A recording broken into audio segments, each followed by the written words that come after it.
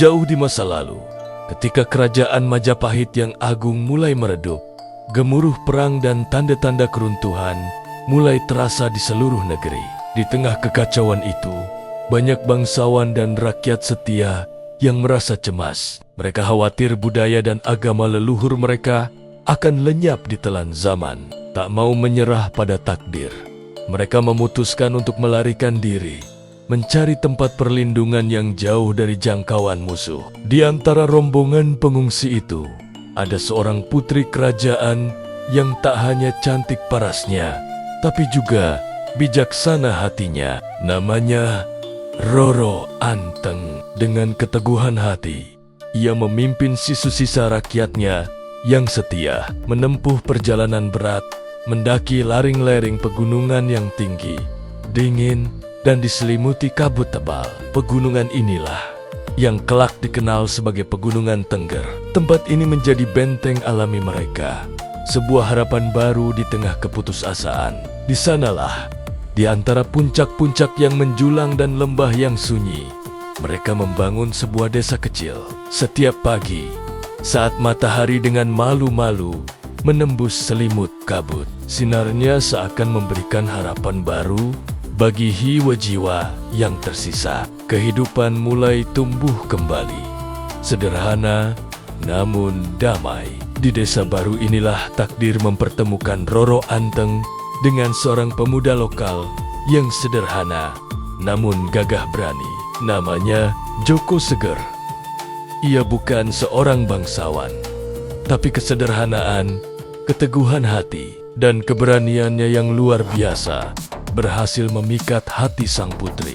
Rakyat pun melihat mereka berdua sebagai simbol harapan. Roro Anteng dengan kebijaksanaannya dan Joko Seger dengan keberaniannya adalah perpaduan sempurna untuk memimpin mereka. Tak lama kemudian, mereka menikah dalam sebuah upacara sederhana, namun hikmat, menyatukan dua kekuatan besar dalam satu ikatan suci.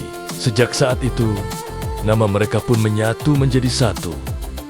Tenggar, yang kemudian menjadi nama suku dan juga nama pegunungan yang mereka tinggali. Di bawah kepemimpinan Roro Anteng dan Joko Seger, desa Tengger tumbuh dan berkembang. Namun, ada satu kesedihan yang menggelayuti hati mereka. Bertahun-tahun pernikahan, mereka tak kunjung dikaruniai keturunan. Kerinduan akan suara tawa anak-anak membuat mereka memutuskan untuk melakukan perjalanan spiritual. Mereka mendaki puncak Gunung Bromo, tempat yang diyakini sebagai gerbang suci, tempat para dewa menjaga alam semesta dan arwah leluhur bersemayam.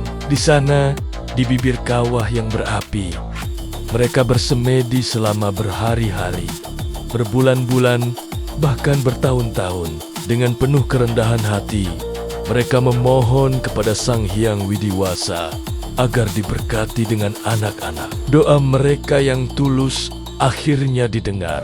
Dewa Brahma menampakkan diri di tengah kepulan asap kawah dan memberikan jawaban atas permohonan mereka. Sang dewa berkata, "Kalian akan mendapatkan keturunan, bukan hanya satu, tapi 25 orang anak.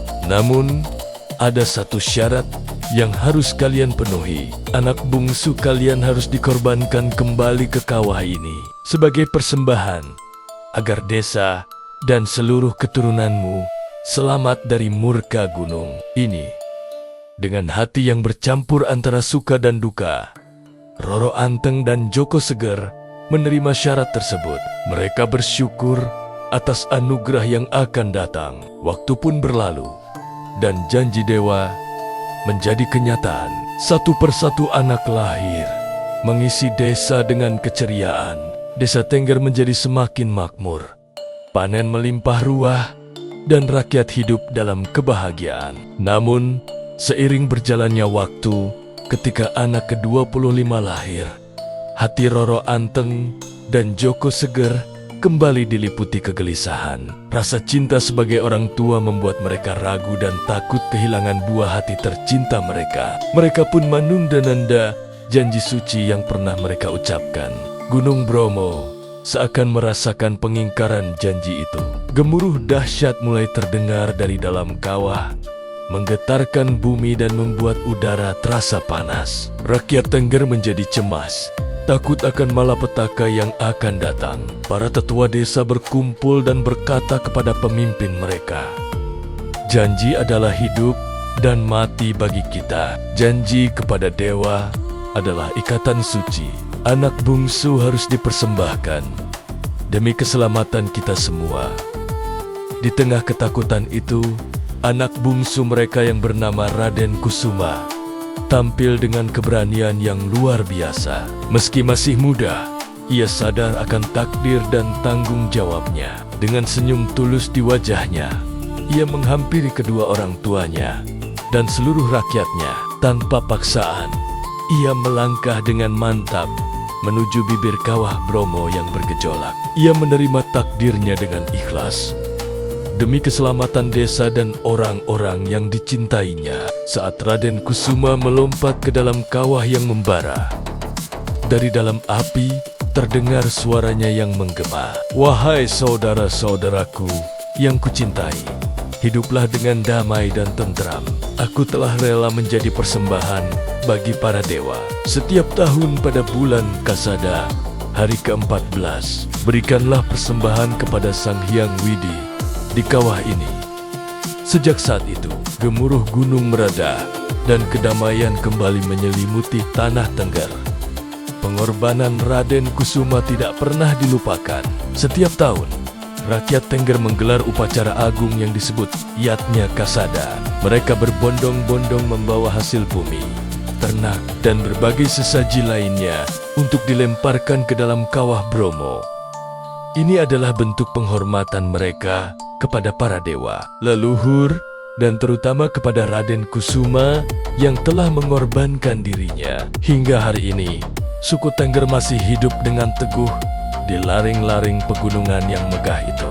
Mereka adalah penjaga tradisi yang setia, mempertahankan bahasa Jawa kuno, adat istiadat Hindu, dan warisan luhur dari zaman Majapahit. Setiap upacara kasada yang mereka gelar, setiap doa yang mereka panjatkan adalah pengingat abadi akan pengorbanan Raden Kusuma, keberanian Roro Anteng, dan keteguhan Joko Seger. Mereka bukan sekadar penghuni gunung, tapi penjaga sejarah, budaya, dan kesucian alam. Kabut yang menyelimuti puncak, kawah yang berapi, dan angin dingin pegunungan adalah saksi bisu dari sebuah legenda yang tak akan pernah pudar oleh waktu.